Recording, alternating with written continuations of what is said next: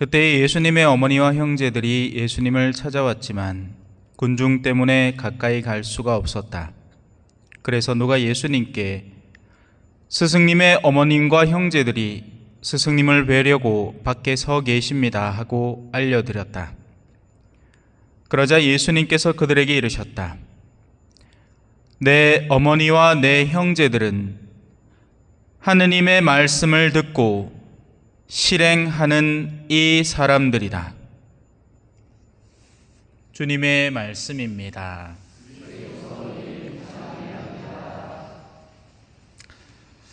참미 예수님, 죄송합니다. 안 웃으려고 했는데 제가 아까 앉아가지고 오늘 할렐루야는 굉장히 짧은데 어떻게 잘 해내실라나 했는데 아니나 다를까 살짝 엇박자가 나서 그래서 갑자기 웃음이 터졌네요. 자, 오늘 일독서 안에는 잠언, 사실 제가 신학생 때 나름 재미있게 읽었던 성경을 꼽으라면 이 잠언을 들 수가 있습니다. 잠언에는 여러 가지 생활의 구체적인 지침들이 등장을 하죠. 오늘만 하더라도 뭐 한마디 한마디 허투루 다룰 말이 하나도 없습니다. 근데 딴 건 다 이해가 되는데 중간에 이상한 표현이 하나 있죠. 의인은 악인의 집을 살피고 악인을 불행에 빠지게 한다. 다른 것들은 뭐 거의 대부분 이렇게 하면 안 된다, 저렇게 하면 안 된다, 이러면 나쁜 짓이다, 저러면 나쁜 짓이다. 그리고 그 안에서조차도 한 구절 한 구절 뜯어보고 살펴봐야 할 구절들이 많지만 요것만큼은 한번 짚어보고 넘어가고 싶었습니다. 의인이 왜 악인의 집을 살피며 또 왜 악인을 불행에 빠지게 할까? 사실 의인이 무슨 망원경 들고 악인의 집을 항상 이렇게 쳐다보고 있는 게 아닙니다. 의라는 것 자체가 인간의 마음을 파고드는 겁니다. 악인이 악을 저지를 때 의인은 상관없습니다. 자기 죄에 자기가 어둠에 젖어들 테니까요. 그 악인의 악의 피해가 나한테 올 때나 신경이 쓰이겠죠. 하지만 악인은 항상 의인에게 시달림을 받고 있습니다. 자신의 내면 안에 있는 악이 가책이라는 형태로 항상 의인의 빛의 조명을 받고 있기 때문에 그렇습니다. 그런 가운데 의인과 맞닥뜨리게 될 때 그들은 괴롭다고 느끼는 겁니다. 이게 적절한 예는 아니나 얼마 전에 식사 초대를 받아갔어요. 몰라요. 제가 원래부터 초대를 받은 건지 그냥 하신 건지 모르겠는데 이제 쉬고 계시는 분들이 계시더라고. 어때요? 표정을 보니까 신부님이 와서 너무 불편해하는 모습을 띠고 있습니다. 저는 아무것도 뭘 한 게 없어요. 그냥 초대받아서 밥 먹으러 갔는데 저 때문에 그분들이 불편해진 거예요.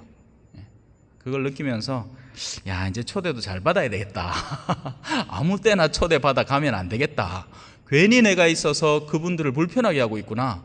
차라리 내가 없었으면 편하고 맛있고 재밌게 대화하면서 즐기실 걸 제가 있으니까 근처도 안 오죠. 그죠? 다른 때도 마찬가지고죠. 그렇습니다. 그래서 의인이 악인의 집을 살피는 것이 아니고 그 의로움이 악인에게 항상적으로 영향력을 주고 있고 또 악인이 그 의인으로 인해서 항상 불행을 스스로 체감하는 거죠. 자, 오늘 여러분들을 위해서 준비한 것은 신앙인의 발전 단계와 다양한 유형이라는 겁니다. 그래서 한번 천천히 들어보시면서 나는 어느 쯤에 있겠구나. 그래서 거기에 있는 것을 어떻게 하면 개선시킬지 아니면 조심해야 될지 한번 검토해 보면 되겠습니다. 처음에는 누구나 모르는 상태에서 시작을 합니다. 순수한 아이들을 보면 돼요. 걔들은 의인도 죄인도 아닙니다. 모르기에 죄를 지을 수도 없습니다. 죄를 짓기 위해서는 알아야 죄를 짓죠. 그죠? 모르는데 죄를 어떻게 짓습니까? 선을 행하기 위해서도 마찬가지입니다. 사람이 그냥 성정이 순한 것과 선한 사람은 다른 겁니다. 이거 착각하면 안 됩니다. 사람들이 흔히 아이고 저 사람 착하다 하는데 그 사람이 착한 사람이 아닌 경우가 많습니다. 그냥 성격이 유순하고 순종적인 것일 뿐, 착함은 선이 있을 때 그 선을 완수해 나가는 용기가 필요한 게 선함입니다. 이 사람은 그냥 약한 사람이에요. 그래서 다행히 악에 휘말리지 않았기 때문에 그냥 유순한 상태로 있는 거지, 악이 그 사람을 휘잡아 가지고 끌어당길 때 그래 네 말도 맞다 하고 따라다니는 사람이 되어버립니다. 흔히 이 정치권에서 그런 순진한 사람들을 갖다가 자기 뜻대로 막 이끌어서 같이 화내게 만들고 분노하게 만들고 막 다른 이들과 싸우게 만드는 거죠. 정작 그걸 뒤에서 조작하는 사람들은 현장에 안 나갑니다. 싸우는 사람들은 순진한 사람들이에요. 그래서 처음에는 누구나 이 백지 상태, 모르는 상태로 시작을 합니다. 모르기 때문에 할 수 있는 것도 거지는 없습니다. 선도 악도 할 줄 모릅니다. 아이들이 하는 건 선도 악도 아니에요. 그냥 본능에 따른 행동일 뿐이죠. 거기에서 이제 지력이 좀 생기기 시작할 때부터 이야기가 달라지는 겁니다. 그러다가 이제 조금씩 무엇을 배우느냐? 가치라는 걸 배우기 시작합니다. 이렇게 하면 돼, 이렇게 하면 안 돼를 배우기 시작하죠. 이렇게 하면 오라, 엄마 아빠한테 대들면 안 돼, 뭐 친구하고 싸우면 안 돼, 선생님을 공경해야 돼, 뭐 이 정도의 가치 단계로 들어갑니다. 친구들과 잘 어울리렴, 뭐 이런 것들이죠. 예를 들어 나한테 좋은 건 남한테도 좋더라. 맞죠? 나한테 좋은 건 남한테도 좋은 겁니다. 또 반대도 마찬가지죠. 내가 싫은 건 남도 싫더라. 가장 기초적인 가치입니다. 너희가 바라는 대로 남에게 해주라. 예수님은 이제 그걸 바꿨죠. 옛날에는 어떤 법이 있었습니까? 이에는 이, 눈에는 눈. 누가 네 눈을 뽑으면 니도 가서 눈 뽑아버려. 누가 네 이를 뽑으면 니도 가서 뽑아버려. 이거였는데 예수님은 이걸 선한 영향력으로 바꿔버린 겁니다. 야, 네가 원하는 게 있거들랑 남도 원할 테니 가서 그렇게 해줘. 네가 죄를 많이 지었잖아. 그래서 고해소에 덜덜덜덜 떨면서 들어왔어. 그래 시모님한테 성사 보고는 보석 뭐 주실란가 막 달달달달달달달 용서는 해주실라나 감 지르지는 않을까나 아이고 그냥 좀 좋게 해가 용서 좀 잘해주셨으면 좋겠다. 그런 마음을 알거들랑 주님에게도 한 번으로 퉁쳐. 그죠? 예, 그러셨어요. 예, 주님에게도 한 번 하이소. 아주 기초적인 윤리입니다. 인간 사회에서 이제 신앙이 없더라도 세상 사람 누구라도 갖고 있는 가장 기초적인 윤리입니다. 이제 여기서부터 선한 사람과 악한 사람으로 이제 슬슬 나뉘기 시작합니다. 선한 사람은 내가 싫은 건 남도 싫은 거 아는 사람이고, 내가 좋은 건 남도 좋다는 걸 아는 사람입니다. 뷔페 가갖고 아이고 이게 맛있으면 딴 사람도 맛있겠지. 근데 내만 먹어야지. 이 나쁜 놈이죠. 보통 어르신들 막 욕심 얼마나 내는지 막 와다다다다다 끌고 와갖고 다 묵지도 안 하고 다 내버리고 막 아깝다고, 돈 아깝다고 막. 그러니까 그 탐욕이라는 것에 사로잡힌 나머지 악으로 몰고 들어가는 거죠. 하지만 그 와중에도 선한 가치를 가지는 사람들이 눈에 띄게 보이기 시작합니다. 이제 이 사람들에게 남은 일은 한 단계만 더 나가면 돼요. 영원의 가치만 가르치면 되는 거죠. 하지만 이것조차도 준비 안 된 사람들이 부지기수입니다. 심지어는 신앙인인데도 이 가장 기초적인 윤리도 안 하는 거예요. 예를 들어서 내가 어디 동네 행정센터 가가지고 동네 동사무소 옛날 말로 동사무소 가가지고 야 니네 잘 알지? 요거 좀 잘 봐도. 이 말은 원래는 공평하게 나눠져야 될 것들인데 니하고 내하고 잘한게 그 에너지 자원을 다 내한테 끌어도 딴 사람들 거 빼들어서라도, 이 말입니다. 나쁜 짓이에요. 하지만 흔히 통하는 짓이 되어버리는 거죠. 특히나 이런 동네에서는요. 자, 그래서 이 아주 기초적인 윤리인데도 이것조차 못하는 사람들이 부지기수입니다. 하지만 우리는 여기서 한 단계 더 나가야 됩니다. 자, 어느 정도 지성이 자라고 나면 보다 고차원적인 사회 속에서 정의라는 것을 배우기 시작합니다. 이건 꽤나 철학을 근간으로 해서 이제 거기서부터 여러 가지 사상들이 막 나오는 겁니다. 뭐 자본주의니 민주주의니 뭐 공산주의니 이런 것들이 전부 다 철학적인 사상을 배경으로 나에게는 이것이 선이요, 질적인 행복이 선이다, 양적인 행복이 선이다, 공리주의다, 뭐 이런 식으로 막 나가는 겁니다. 그러면서 사람들이 막 거기서부터 막 치고받고 싸우기 시작합니다. 내성과 상대의 선이, 내 정의와 상대의 정의가 부딪히기 때문이죠. 그리고 이 싸움을 끊임없이 해오고 있습니다. 맞죠? 지금 현대사회도 마찬가지고 옛날의 당파 싸움도 마찬가지고 그 훨씬 이전에도 사람들은 생각의 차이로 싸우고 있었습니다. 하지만 이든 저든 거기에서 좀 더 나아간 상태의 정의, 인간이 그냥 동물적이고 가장 기초적인 윤리 상태를 벗어나서 보다 고차원적인 면에서의 이 자신의 정의들을 추구하는 겁니다. 자, 이제 한 단계만 더 나가면 됩니다. 좀만 참아주세요. 예. 마지막 단계 뭐겠습니까? 초자연성에서 오는 지식과 지혜를 바탕으로 하는 신앙 안에서의 식별입니다. 오늘 복음을 잘 유심히 살펴보면요, 내 어머니와 내 형제들은 두 가지 조건이 붙습니다. 하나, 하느님의 말씀을 들어야 되는 겁니다. 무언가를 실행하기 전에 하느님의 말씀을 먼저 들어야 하느님께서 무엇을 원하시고 하느님께서 무엇을 하기를 바라시는지, 거기에서부터 참된 신앙적 올바름이 실행될 수 있는 거죠. 물론 듣기만 하면 안 되겠죠. 이건 이제 뒤에 나오는 주제인데요. 들은 것을 실행해내야 됩니다. 그죠? 하지만 무엇을 듣느냐, 어떤 소스에서 나의 식별의 근거를 자리 잡게 하고 있느냐 하는 것은 굉장히 중요한 일입니다.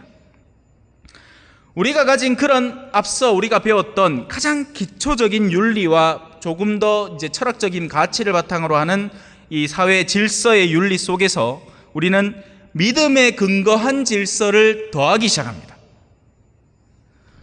단적인 예로 주일날 성당에 왜 나와야 됩니까? 아무 이유가 없습니다. 세상적인 논리와 이치로 따지면 아무 이유가 없습니다. 물론 굳이 따지자면 뭐 이런 거죠. 종교사회학이라는 게 있습니다. 종교의 사회적인 현상을 분석하고 종교는 사회적으로 왜 필요한가? 주일에 성당에 나오는 건 인간관계를 돈독히 하기 위해서 필요한 일입니다. 이렇게는 이야기를 할 수 있지만 우리가 받아 모시는 그 빵뜨이 속에 예수님이 들어 계신다느니, 우리가 찍는 저 뒤에 물 속에 거기에 뭔가 거룩함이 묻어 나온다느니 그들의 입장에서는 헛소리밖에 안 되는 겁니다. 하지만 우리 신앙인의 입장에서는 어때요? 그건 너무 소중한 일이 되는 겁니다. 그래서 이 차이에서 종교를 사회적인 시선으로만 보는 사람에게는 기분 나쁘면 언제라도 안 나올 수 있는 곳이 되는 겁니다. 자기의 느낌과 성향에 따라서 원할 때 나오고 안 원할 때 안 나올 수 있는 영역. 하지만 신앙이라는 것이 기초가 되어 있는 사람에게는, 우리에게는 엄연한 계명이 존재를 하죠.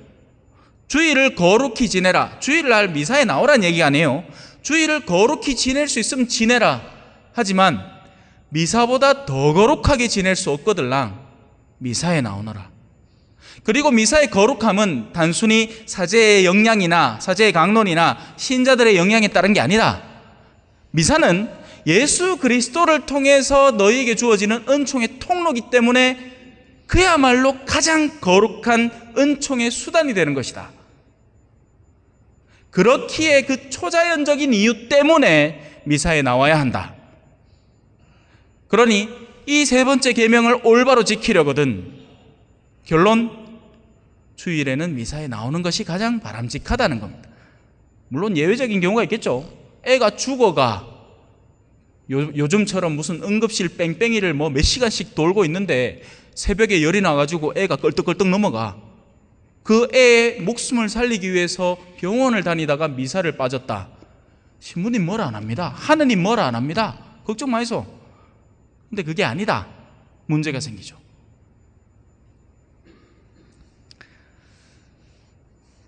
자, 여기까지 잘 따라오셨습니까? 아직 남았는데 할까 말까. 벌써 15분이 지났는데 뒤가 더 깁니다. 뭐 이 정도 하면 충분한 것 같습니다. 예. 다음 이어지는 내용들은 신앙 안에서 우리가 어떤 처신을 하고 있는가. 자, 신앙이라는 것을 소위 가졌다라는 사람들이 어떻게 그것을 다루고 있는가에 대한 이야기인데, 간단하게 몇 가지 부류를 하자면 그 가졌던 신앙을 가차없이 내던지는 사람이 있습니다. 첫 번째 부류. 두 번째, 신앙이라는 것을 가진 것처럼 보이지만 오히려 이 첫 번째 부류보다도 더 어두울 수 있는 가식적인 신앙의 껍데기 속에서 성당을 나오긴 하지만 속내는 세속 사람보다 더 세속적인 영역을 살고 있는 이들이 존재를 합니다. 사실 이들이 그 정도에 따라서 더 나쁠 수도 있습니다. 나쁜 의지가 없이 그냥 신앙을 형식적인 것으로만 챙기면 그나마 이 신앙을 내던진 사람보다는 낫다 할 수 있지만, 그 안에서 오히려 세속성이 더 강화되어 있는 사람이라면 차라리 이 사람들은 위선자는 아닌 거죠. 싫어서 안 나와. 간단하고 깔끔합니다만 자기가 뭘 던지고 있는지 모르고 있을 뿐이죠. 하지만 이 사람들은 나오면서 마음이 더 어두운 사람이고, 그 다음 부류는 자, 이제 신앙이라는 것의 본래의 의미를 알지만 여전히 약한 사람들입니다. 아직 덜 배웠고 더 알아야 하고 더 실행해야 하지만 거기에서 역량이 부족해서 이 낮은 단계에 미치는 사람들입니다. 마지막 단계는 당연히 아는 것을 실행하는 이들이죠. 이 아는 것을 실행하면 할수록 마치 우리가 나날이 헬스장 가서 운동을 하면 할수록 근육이 더 늘어나서 뭐 3대 500 치던 사람이 3대 700 친다 뭐 이런 얘기를 합니다. 예. 그런 급수가 더 올라갑니다. 물론 신앙에서 급수가 올라간다고 그게 눈에 띄게 보이고 이러지 않습니다. 오히려 그런 것들을 자랑하고 있는 사람은 급이 낮은 사람들이에요. 내가 추기경님을 아네, 우리 친척 중에 뭐 수녀님 신부님이 있네, 내가 뭐 하루에 묵주기도 20단짜리를 바치는 사람이네, 뭐 내가 꿈을 뭐 요새 성모님 꿈을 꾸네, 이런 얘기를 즐겨하는 사람 치고 신앙급이 높은 사람은 없습니다. 오히려 자신의 그런 신앙적 요소를 통해서 명성을 얻고 싶어하는 경우가 더 많죠. 하지만 신앙에 진실하게 빠져드는 이들은 다른 이들이 보기에는 너무 평범하게 보이지만 그들의 내면 속에 깊은 신앙이 자리하고 있어서 그 누구도 이걸 뽑아내지 못합니다. 왜 봄에 잡초 이렇게 뽑아보면 어떤 거는 호로로로록 뽑히죠, 그죠? 예? 뿌리가 얼마 없어. 껍데기는 막 웃자라가지고 막 이마에 자라 있는데 하루 뽑아보면 밑에 뿌리가 요만해 히르르 나온단 말이에요. 근데 어떤 거는 위에 나와 있는 거는 요만한데 해거여 웃으면 풀 봐라 하고는 이제 양손으로 부여잡고 하나 쫙 당겨보려고 하는데 안 당기지.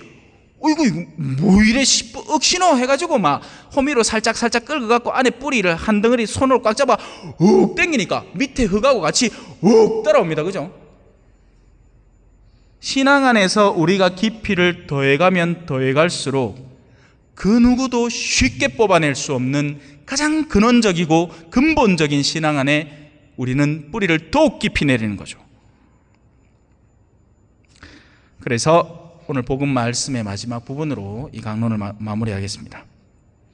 내 어머니와 내 형제들은 하느님의 말씀을 듣고 실행하는 이 사람들이다. 아멘.